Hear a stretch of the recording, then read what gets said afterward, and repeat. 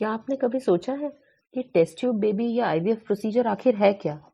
क्या है ये तकनीक जिससे करोड़ों लोग लाभान्वित हो रहे हैं और कई सारे घरों में किलकारी गूंज रही है? जी हाँ, मैं हूँ डॉक्टर प्रिया भावे चित्तावर और इस वीडियो में हम शॉर्ट में देखेंगे कि आखिर आईवीएफ का प्रोसीजर क्या होता है और इसे किस तरीके से किया जाता है। आईवीएफ के प्रोसीजर की यदि हम बात करें तो शरीर के अंदर बनने वाले एग्स को शरीर से बाहर निकाला जाता है। इन्हें पुरुष के स्पर्म्स के साथ लैब में फर्टिलाइज किया जाता है और फिर इस भ्रूण को वापस यूट्रस में डाल दिया जाता है।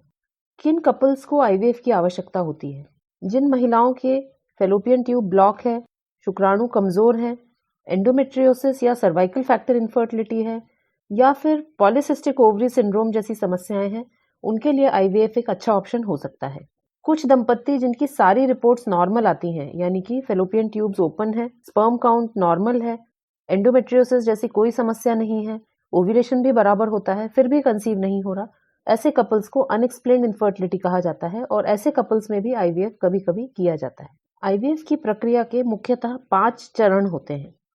पहला चरण होता है शरीर के अंदर फॉलिकल्स को डेवलप करना। हम जानते हैं कि फॉलिकल्स का निर्माण शरीर के अंदर होता है और आईवीएफ की प्रोसेस के लिए हमें एक से ज़्यादा अंडे की आवश्यकता होती है। इसीलिए फॉलिकल्स को डेवलप करने के लिए पहले चरण में फॉलिकल स्टिमुलेटिंग हार्मोन के इंजेक्शन लगाए जाते हैं। दूसरे चरण में एग्स को शरीर से बाहर निकाला जाता है, इन्हें स्पर्म्स के साथ में फ्यूज किया जाता है और आखिरी चरण होता है एम्ब्रियो ट्रांसफर का, जिसमें इन एम्ब्रियोज को यूट्रस के अंदर वापस डाल दिया जाता है। 2 हफ्ते के बाद रिजल्ट आता है, उसमें पता चलता है कि कंसीव हुआ है कि नहीं, और यदि कंसीव नहीं हुआ है तो फिर ऐसे केसेस में एम्ब्रियो ट्रांसफर का प्रोसीजर फिर से करना पड़ता है। आइए जानते हैं कि आखिर लैब में ये प्रोसेस कैसे की जाती है।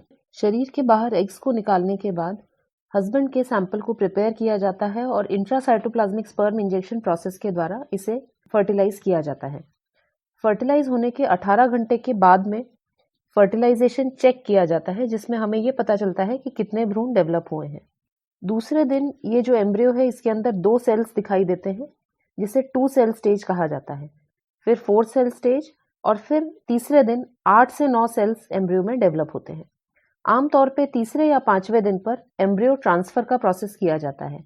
एम्ब्रियो ट्रांसफर का प्रोसेस बिना बेहोशी के किया जाता है। इसे सोनोग्राफी में के गाइडेंस में किया जाता है और इसके लिए भर्ती की आवश्यकता नहीं होती।